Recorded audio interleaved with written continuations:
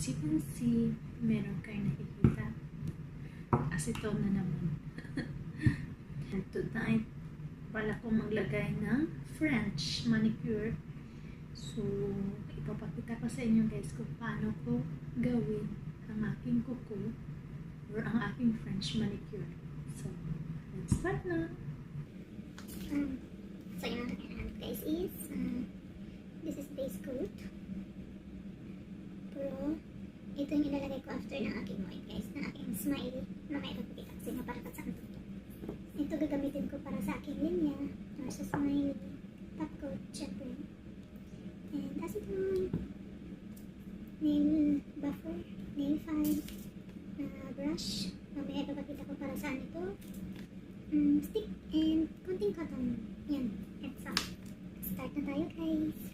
So, okay, i-file muna natin yung ating kuko.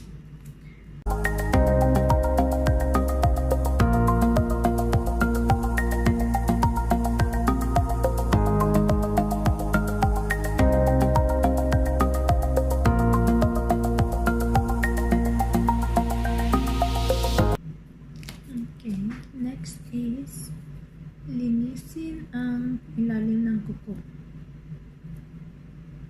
After ng filing, kasi kung hindi smooth yung kuko guys, nagbibigay din yun ng reason para mag-peel off ang inyong kulay. So it should be smooth, walang particles.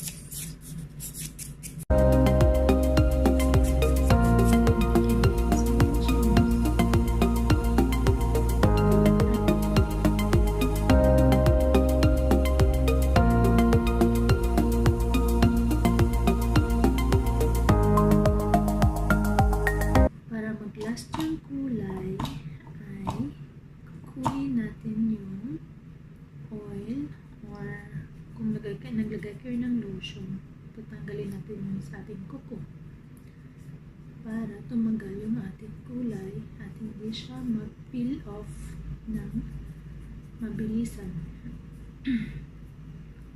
So yun siya guys.